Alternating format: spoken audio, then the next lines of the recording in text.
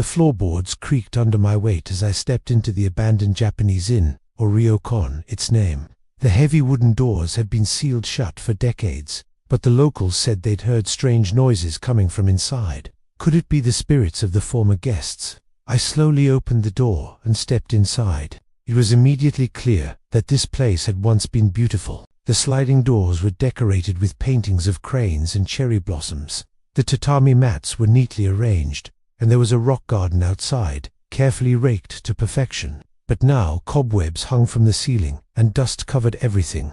I could feel the weight of the countless steps I did take in this place as I walked deeper into the building. I came across a room with 2 tatami mats and a low table in the middle. On the table was a teapot and a set of teacups, as if waiting for someone to pour tea.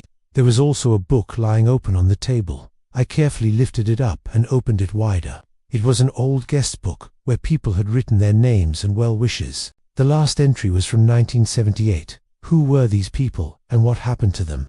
Did they abandon the inn, or did something more sinister take place here?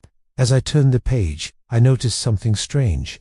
The walls seemed to be moving. At first I thought it was my imagination, but then I saw that all the sliding doors in the hallway were slowly opening and closing, as if someone was walking back and forth. I felt a chill down my spine and quickly made my way to the source of the noise. In the distance, I saw what looked like a woman in a white kimono. She was walking towards me, her back to me. As she got closer, I could see that she had long black hair and that she seemed to be carrying a baby.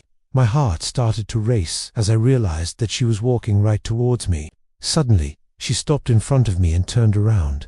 I couldn't see her face because she was wearing a mask, but I could feel her eyes boring into mine. Then she reached out her hand and pointed to the stairs leading upstairs. I understood that she wanted me to follow her, but I was frozen in place, unable to move. After what felt like an eternity, she disappeared and I was left alone in the hallway.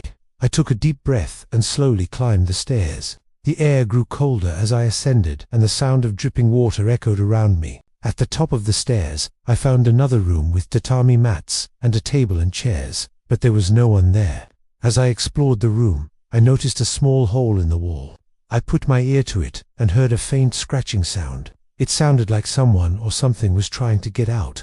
I felt a sense of urgency and knew that I had to help. But before I could do anything, the ground beneath us gave way and we fell into a dark abyss. I screamed as we plummeted downward, the darkness pressing in around me. Then suddenly, everything went silent.